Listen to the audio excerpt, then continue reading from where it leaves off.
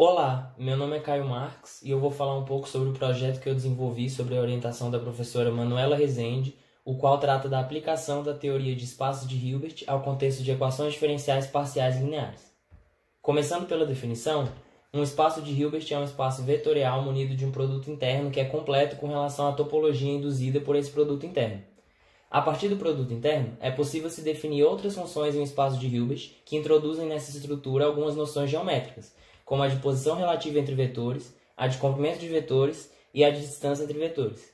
Nesse sentido, a estrutura de espaço de Hilbert generaliza a dos espaços euclidianos. Outro aspecto importante de tal estrutura é a já mencionada completude desses espaços.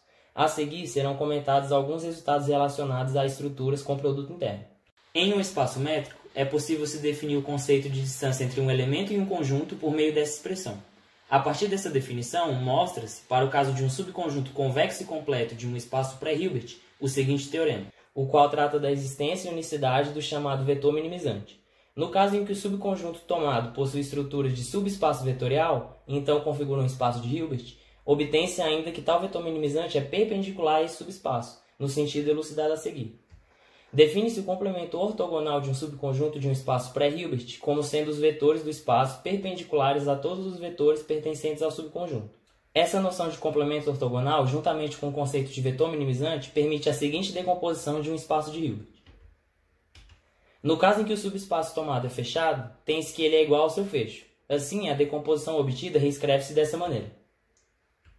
Por meio de tal decomposição, é possível mostrar que os elementos do espaço dual topológico de um espaço de Hilbert podem ser identificados com vetores do espaço por meio do seu produto interno, de acordo com o teorema da representação de Ries.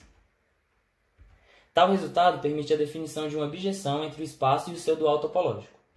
De maneira análoga, é possível associar formas sesquilineares limitadas definidas em um produto cartesiano de espaços de Hilbert a transformações lineares limitadas entre esses espaços, de acordo com esse resultado.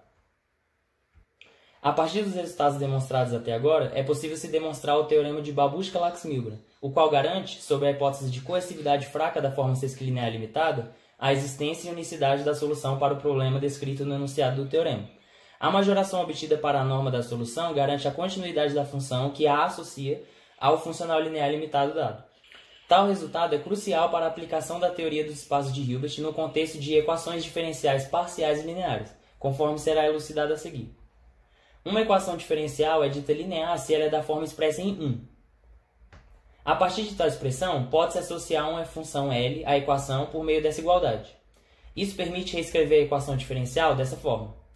Vale notar que, quando avaliada em um conjunto com estrutura de espaço vetorial, tal função L torna-se uma transformação linear. Esse fato permite a chamada formulação variacional de equações diferenciais lineares, como se segue. Tomando-se as derivadas presentes na equação diferencial no sentido fraco, pode-se restringir a função L associada a ela a esse conjunto. Isso implica que a equação diferencial pode ser expressa em termos da igualdade entre as distribuições associadas à função L e ao forçamento F da equação. Aqui vale notar que o espaço de funções teste é o das funções infinitamente continuamente diferenciáveis com suporte compacto, munido de uma topologia a qual confere ao espaço a estrutura de espaço de Frechet. Além disso, tal igualdade de distribuições é equivalente à equação diferencial original a menos de conjuntos de medida nula. A partir dessa igualdade, define-se uma forma sesquilinear de maneira a reescrever o problema por meio dessa igualdade, válida para toda função teste. Com isso, nota-se que a forma sesquilinear, da maneira que foi introduzida, possui um domínio que não possui estrutura desejável. Por esse motivo, restringe-se o domínio da função L a um espaço de Sobolev, que possui estrutura de espaço de Hilbert. Nesse caso, obtém-se que o seu contradomínio torna-se o espaço L2, o qual também possui tal estrutura. Feito isso, nota-se que o forçamento da equação diferencial se torna um elemento pertencente a L2, o que permite estender a definição das distribuições consideradas a todo o espaço por meio do seu produto interno.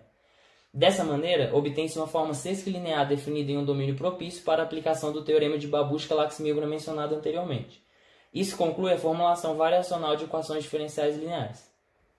A título de aplicação dos resultados apresentados, considera-se funções reais definidas em conjuntos abertos e limitados do Rn que possuem derivadas fracas até segunda ordem.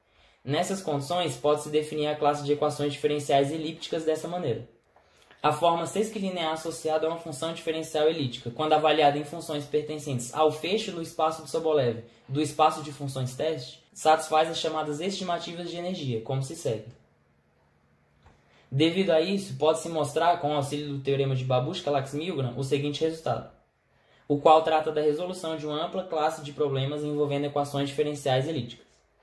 As principais referências utilizadas para o desenvolvimento do projeto foram essas. E é isso. Obrigado.